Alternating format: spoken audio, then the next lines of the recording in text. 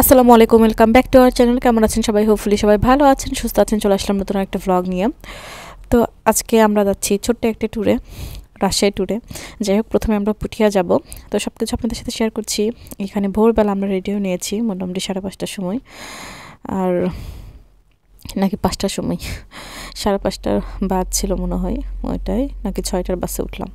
মানে কতদিন আগে গিয়েছি, এতদিন পর ভয় দিতে যে মনে হচ্ছে আমি সব ভুলে গেছি। আর এটা ছিল জানুয়ারি 10 তারিখে। তো আমরা বাসা থেকে বের হয়ে আসছি এই ভোরবেলা, কোনো রিক্সা নাই। তো একটু ওয়েট করে সামনে হেঁটে যেতে একটা অটো রিক্সা পাওয়া গেল, সিএনজি। তো সেটাতে করে আমরা সাতমাথা যাব। আর ওইখানে আসলে রাজশাহীর অনেক বাস অ্যাভেলেবেল। তো সেখান থেকে আমরা বাসে করে চলে যাব। তো যেহেতু গন্তব্য রাজশাহী, বাট আমরা চেয়েছিলাম যে পুঠিয়া রাজবাড়ি আর বাঘাতে বাঘা মসজিদটা দেখে দেন রাজশাহীতে যাব। তাহলে যেহেতু এটা কাছে হয় রাজশাহীর, ভালো হবে। নয়তো রাজশাহী থেকে আবার উল্টা দিকে এসে দেখতে হবে, আবার রাজশাহী যাব, আবার বগুড়া আসবো। ওইটা আবার একটু মানে বিরক্তিকর হয়ে যাবে। তাই জন্য আমরা এই প্ল্যানটা করি। আর এই যে বাসে আফরাজ বেবি, তো সবাই একদম প্যাকেট হয়ে নিয়েছি। আর অনেক ঠান্ডা ছিল। বগুড়াতে যে ঠান্ডা, পুঠিয়া রাজশাহী এদিকে আরও বেশি ঠান্ডা। তো আমরা নেমেছি পুঠিয়াতে। ওইখান থেকে বাস স্ট্যান্ড থেকে রিক্সা নিয়েছি, বলছি ভ্যান নিয়েছি। তো 20 টাকা নিয়েছিল আমাদের রাজবাড়ি আসতে। তো আসতে আসলে ভিউটা বেশ সুন্দর ছিল, অনেকগুলো সামনে মন্দিরও ছিল, হোয়াইট কালার, ভালো ছিল। এরপরে যে এখানে টিকিট কাটার জন্য আসলাম এই পাশে। এখান থেকে টিকিট কেটে সামনে যে গেট দিয়ে এন্ট্রি করতে হবে। আর হাতের বাম পাশে ছিল একটা বিশাল দিঘি। তো দিঘির ওপাশে রাজবাড়ির কিছু অংশ আছে, ওপাশে মসজিদ আছে, মন্দির আছে। তো এই যে পুঠিয়া রাজবাড়ি জাদুঘর। তো এটা মেইন এন্ট্রি গেট আর কি। তো আমরা যেহেতু অনেক সকাল সকাল এসেছি, অনেক ফাঁকা ছিল, মানে লোকজন খুবই কম ছিল, হাতে গোনা 2-4 জন ছিল। তো ভালোই হয়েছিল। আর এই যেহেতু এটা অনেক বেশি পুরাতন না, মোটামুটি নতুন বলা চলে, তো ভালো ছিল। আর এখানে মোটামুটি ম্যাপ করে দেওয়া ছিল। তো আমরা প্রথমে আসলাম। আর এই রাজবাড়ির এইখানে কারুকার্য খুব সুন্দর ছিল, অনেক ভালো লাগছিল। আর দূর থেকে দেখতে আসলে আর বেশি ভালো লাগছিল। তো এই তো আমাদের উত্তরবঙ্গের অনেক কিছু এখানে কোথায় কি আছে সব কিছু দেওয়া আছে। জয়পুরহাটে, নওগাঁ, বগুড়া, চাঁপাইনবাবগঞ্জ, রাজশাহী, পাবনা, পুঠিয়া, সিরাজগঞ্জ, তো কোথায় কি আছে সেটাই একটা ম্যাপ করে দেওয়া আছে আর কি। পুরা মনে হচ্ছে বাংলাদেশেরই। তো এরপরে আমরা আস্তে আস্তে দেখা শুরু করে দিয়েছি। কোনো পুরাতন জায়গাতে আসলে আসলে দেখতে ভালোই লাগে। একটা একসময় এই জায়গাগুলো কত মানুষদের ভর্তি ছিল, আর সব কিছু অনেক সুন্দর ছিল, এরকম আর কি। তো পিছনের এরিয়াতে এসে দেখি এখানে গার্ডেনিং করছে, সুন্দর করে মেনটেন করে রেখেছে সব কিছু। নয়তো তো আসলে আসার মতো থাকবে না আর। তো অনেক ফুলের গাছ ছিল, ভালো ছিল। তো আমরা রাজবাড়ির একদম সামনের অংশে এসেছি, সামনে থেকে দেখাবো। আর এই সামনে যে হোয়াইট কালার, এটা একটা কি ছিল, দেখতে ভালো লাগছিল। আর এই সামনে থেকে ভিউ, তো বেশ বড় ছিল। আর এখানে এই যে কিছু অল্প কিছু মানুষজন ছিল। আর রাজবাড়ির পাশে একটা মন্দির ছিল। তো এই তো আমরা একটু ফটোশ্যুট করে নিলাম, যেহেতু আসছি, তো অ্যাজ এ মেমোরি। তো আফরাজ জেপি যেহেতু বলছিল মসজিদে যাব, আমি পাঞ্জাবি পরে যাব, তাই জন্য ওকে আবার পাঞ্জাবি পরে নিয়ে আসছি। আর যেহেতু জ্যাকেট ছিল, এখন রোদ উঠেছিল, তো জ্যাকেটটা খুলে একটু ফটোশ্যুট করছি আর কি। রোদ উঠলেও আসলে বাতাস ছিল, ঠান্ডাই ছিল, ভালোই ঠান্ডা ছিল আর কি। এরপরেই তো আমরা এখানে ঘুরে রাজবাড়ির পিছন সাইডে যাব। আর এখানে ওপাশে অনেক পিকনিক স্পটের মতো, অনেকে ডে ট্যুরে আসে, পিকনিক করে, রান্না করে খাওয়া দাওয়া করে আর কি। তো ওপাশ থেকে দেখা যাচ্ছিল। আর সামনে যেই মন্দিরের পরে পুকুর পাড় আছে, তো সেখান থেকে দেখা যাচ্ছিল, বেশ ভালোই। আবার ওইখানে আরও কি আছে আমি দেখাচ্ছি একটু পরে, আমরা হেঁটে হেঁটে যাব। আর আমরা যখন এন্ট্রি করি তখন কিন্তু এই জাদুঘরটা ওপেনই হয়নি, রাজবাড়ি যে জাদুঘর করছে ভিতরে কি আছে। তো 9টার সময় এটা ওপেন হবে, তো সেটা আমরা তখন ভিতরে ঢুকে দেখব আর আপনাদেরকে দেখাবই। তো তারপরে একটু ঘোরাঘুরি করে 9টা বাজলে তারপরে আমরা উপরে চলে আসি। 2 তলাতে যে রুমগুলো ছিল এগুলোতে দেখার মতো কিছু জিনিসপত্র রেখেছে আর কি। আর এটা মনে হচ্ছিল হচ্ছে কাঠের সিঁড়ি। তাই তো আমরা উপরে চলে আসছি। এখানে হচ্ছে 3টা রুম ছিল। রুমগুলো অনেক বড় বড় সাইজ ছিল। আর পুরাতন যুগে হয় কি আগের বাড়িগুলো অনেক বড় বড় রুম হয়, অনেক বড় বড় জানালা হয়। তো রুমের ভিতরে আসলে কোনো ভিডিও করতে দেয়নি, বারণ করেছে তো আর করলাম না। তো কিছু পুরনো জিনিসপত্র যেগুলো ইউজ করেছে, আবার বগুড়া থেকেও কিছু জিনিসপত্র নিয়ে এসে রেখেছে আমাদের মস্তাঙ্গরের জাদুঘরে যেরকমটা আছে। তো ওইখান থেকে বের হয়ে এই পাশে মন্দির ছিল, দেন এই পাশ দিয়ে হচ্ছে একটা পুকুর বিশাল বড়। আর পুকুরের ওই পাশে কিছু মানে জায়গা শুধু দেখা যাচ্ছিল যে পিকনিক স্পটের মতো, এখানে রান্না বান্না করছে এরকম। মানে রাজবাড়িতে ঘুরতে এসে এখানে পিকনিক করছে। তো এখানে পুকুর পাড় আছে একটা সামনে।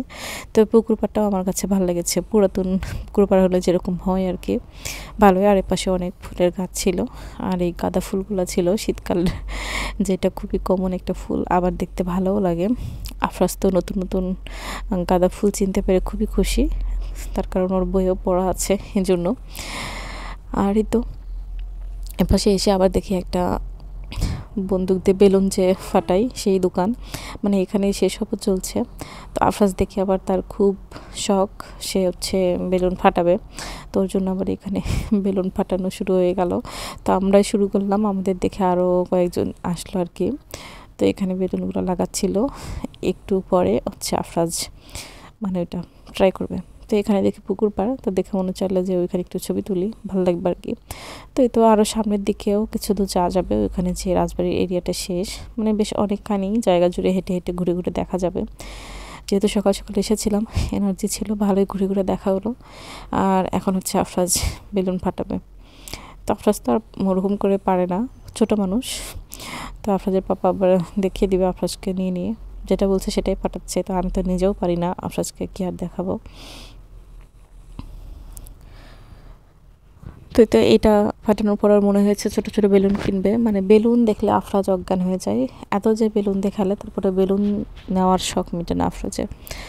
যাই হোক আফরাজকে ধরে ধরে আবার এরকম করে বেলুন ফাটাচ্ছিল। আর এরপরে আমি আবার একটু ট্রাই করলাম, তো আমারও কিছু হয় না, আমি আসলে পারি না, বুঝি না। যাই হোক মানে এটাও আসলে প্র্যাকটিসের ব্যাপার, কিছু একটা ট্রিক্স আছে, ওইটা ফলো করলে আসলে হয়। তো এরপরে আসলে ঘুরে ঘুরে আমরা এখান থেকে যাব। তো ভোরবেলা আমি বাসা থেকে বের হওয়ার সময় রাতের বেলায় রেডি করে রেখেছিলাম, একটু আতপ চাল দিয়ে খিচুড়ি বানিয়ে নিয়ে আসছিলাম, যেহেতু বেবি আছে সাথে। তো আমাদের হচ্ছে ব্রেকফাস্টের জন্য কোথাও আর ওয়েট করতে হবে না, যেহেতু মানে অনেক ঘোরাঘুরি আজকে, অনেক জার্নি। তো এই জন্যই কোথাও রাস্তায় খাওয়া যাবে কিংবা বসে খাওয়া যাবে, এই জন্যই হচ্ছে প্যাক করে নিয়েছিলাম। যেহেতু কাছে ছিল তো ডিম সিদ্ধ আর হচ্ছে খিচুড়ি নিয়েছিলাম। আর ওইটা হচ্ছে আবার এখান থেকে যখন যাব তখন রাস্তাতে খেয়ে নেওয়া হবে। আর এই তো এখান থেকে হচ্ছে আমরা যাব বাঘাতে। তো বাঘাতে যাওয়ার জন্য আমাদের মানে আগে ভ্যানে করে একটা জায়গায় যেতে হবে, দেন ওইখান থেকে অটো যায়। তো সেই অটোগুলো নিয়ে বাঘাতে চলে যাব আর কি। তো যেটা যাওয়ার সময়টা লেগেছিলো মোটামুটি 1.5 ঘন্টার মতো। এখান থেকে কাছে ছিল সেজন্য এরকম। তো যাই হোক ওইখানে মসজিদ দেখে দেন আমরা রাজশাহীতে যাব। তো সেসব কিছু আসলে আমি আস্তে আস্তে একটা একটা করে ব্লগে শেয়ার করব, কারণ একটা ব্লগে যখন শেয়ার করতে যাচ্ছিলাম তখন দেখি অনেক বড় ব্লগ হয়ে যাচ্ছিল, তো সেটা আবার একটু বিরক্তিকর হতে পারে। তো ভাবলাম একটু ছোট ছোট করে শেয়ার করি, যাতে করে আপনাদের সবার কাছে ভালো লাগবে। আর যেহেতু আমাদের বাড়ির কাছের জায়গাগুলো একটু কম প্রাধান্য পাই মানে ট্যুরের জন্য, তারপরেও এখন মনে হলো যে ছোট্ট একটা ট্যুর দিলে একটু রিফ্রেশ লাগবে। আর অনেক দিন ধরে আমাদের রাজশাহীর প্ল্যান হচ্ছিল, বাট হয়ে উঠছিল না, যতবার প্ল্যান করি ততবার ক্যান্সেল হয়। এটাও ক্যান্সেল হওয়ার পথে ছিল, আমার একটা ফ্রেন্ডের আসার কথা ছিল, শেষ পর্যন্ত আসতেই পারেনি। যাই হোক তারপরে আমাদের 3 জনের মিলে হয়েছে আর কি, সেটা নিয়ে ভালো ছিল আর কি ফাইনালি। আর এই তো এখানে আবার আমি একটু ট্রাই করছিলাম, তো একা একা পারি না, আমার একটু হেল্প করলো কীভাবে করতে হয়, তারপরে মাথার উপর দিয়ে গেল, বুঝি না কম। যাই হোক এখান থেকে বের হয়ে আমরা আবার ওই যে ভ্যান নিব, তো একটু দাঁড়িয়ে তারপরে আবার ভ্যান পেলাম। তো যাই হোক এরপরেও যে বললাম আমরা এখান থেকে ভ্যান নিতে হবে, দেন আবার অটোতে করে যেতে হবে। তো জায়গাটার নাম আমি ভুলে গেছি। আসলে কোনো ভ্যানওয়ালা কিংবা কাউকে জিজ্ঞেস করলেই মানে বলে দিতে পারবে যে বাঘা যাওয়ার জন্য আমরা কোন দিক দিয়ে যাবো কিংবা কোন স্ট্যান্ডে গেলে ভালো হবে, অটোতে করে যাওয়া যাবে। নয়তো আরেকজন বলছিল, মানে আরেক দলেরা বলছিল কি মেইন রুটে যেয়ে বাসে করে ওদিক দিয়ে যেতে, কিন্তু ওদিক দিয়ে অনেক বেশি রাস্তা হবে। আর আমরা যেদিক দিয়ে গিয়েছি এদিক দিয়ে অনেক কাছে, মানে রাজবাড়ির রাস্তা দিয়ে ভিতরের দিকে, এই ভিতরটা দিয়ে যেতে আসলে অনেক সুন্দর হচ্ছে। রাস্তাটা অনেক সুন্দর ছিল, আবার একদম বর্ডার ঘেঁষে যাচ্ছিলাম, অনেক জঙ্গল টাইপ ছিল, সব কিছু মিলে ভালো লাগছিল। আর এপাশে হচ্ছে রাজবাড়ির একদম শেষের দিক, মানে পিছনের দিক, এদিকে একদম ভাঙ্গা ছিল। মানে তো এপাশে আবার একটু বসার জায়গাও ছিল, এসে দেখি দুজন দুজন করে বসেও আছে, আর অনেক বড় বড় গাছ। তো এপাশে দেখতে ভালো লাগছিল, একদম গার্ডেন টাইপ। আর এই হচ্ছে অনেক আগের যুগের শৌচাগার, মানে এখন তো ভেঙে চুরে সে অবস্থা। তো যাই হোক, ওপাশে আবার একটু ওয়াশরুম আছে, মোটামুটি মেনটেন করা, তারপরেও যে করে রেখেছে এই তো বিশাল ব্যাপার। এই তো এখানে বেশ কিছু বসার জায়গা ছিল। তো আমরা এত দূর ঘুরে ঘুরে হেঁটে হেঁটে অনেক ক্লান্ত হয়ে গেছি, আর যেহেতু আরও একটা জায়গায় যাব ওই জন্য আবার বের হয়ে গেলাম। আরও থাকলে থাকা যায়, কিন্তু যেহেতু আমরা আবার রাজশাহীতে যেয়েও ঘোরাঘুরি করবো, তো তাড়াতাড়ি করছিলাম যাতে করে তাড়াতাড়ি হয়ে যায়। তো আমরা এই পাশে আসলাম, পিছন দিক দিয়ে আসার সময় দেখি ভিতরের হচ্ছে মন্দিরটা, তো এটা একটু এক নজর দেখে আমরা বের হয়ে যাবো আর কি, ওটার ভিতরে যাওয়াটাই বাকি ছিল। আর এই তো যে পুকুরের সাইডটা দিয়ে আমরা গিয়েছিলাম ওই দিক দিয়ে আবার ব্যাক করলাম, ওপাশ দিয়ে ব্যাক করা যায়, দুই পাশ দিয়েই ঘুরে ফিরে সামনের দিকে আসা যাবে, প্রবলেম নাই। তো এই তো এপাশে হচ্ছে রাজবাড়ির শেষ অংশে ওই মন্দিরের গেটটা, লেখা আছে রানীমহল রানীর ঘাট। এই তো, আর উপরের এই বারান্দার ভিউটা খুব সুন্দর ছিল, এখানে আবার একটু ছোট দোকানের মতো ছিল, চিপস টিপস পাওয়া যাচ্ছিল আর কি। আর এই তো আমাদের ঘোরাঘুরি মোটামুটি শেষ। আর এই ছিল হচ্ছে পুঠিয়া রাজবাড়ি ট্যুর। আপনারা যারা আসেনি ডে ট্যুর দিতে পারেন, কাছে মানে কোথাও বাসা যদি হয়ে যায় বগুড়ার কাছাকাছি কিংবা একটু দূর থেকেও আসতে পারবেন, ডে ট্যুর ভালোই হবে। আর আমরা চেষ্টা করব আসলে সব জায়গায় কাছাকাছি যেগুলো ঐতিহ্যবাহী জায়গা আছে দেখার জন্য। আর এই যে সেই মন্দিরটা যেটা বাইরে থেকে দেখা যাচ্ছিল, তো ভাবলাম ভিতর থেকে এক চক্কর দিয়ে আসি, তো ভিডিওতে আসলে ইনক্লুড থাকে আর কি। তো যাই হোক, এখান থেকে বের হয়ে আমরা ওই যে ভ্যান নেব, নিয়ে আরেকটা জায়গার জন্য রওনা দিয়ে দিব। আর এখানকার হচ্ছে যে ঢোকার যে চারটা কিংবা সময়সূচি, এটা আমি বলে দিচ্ছিলাম। আর এটা এন্ট্রি ফি মেবি 20 টাকা কি 50 টাকা ছিল, উঠে গেছি। যাই হোক, এতদিন পরে ভয়েস দিতে আসলে এরকমই হবে। আর এই যে সেই বিশাল দিঘি, পেছনে কিন্তু হচ্ছে এটার রাজবাড়িটা, আর সামনে এটার হচ্ছে এই বিশাল দিঘিটা। তো দিঘির ওই পাশেও হচ্ছে একটা মসজিদ আছে, দেন মন্দির আছে, আর হাতের হচ্ছে বাম পাশে পড়ে একটা স্কুল নাকি কলেজ ওইটা ছিল, বেশ ভালো ছিল।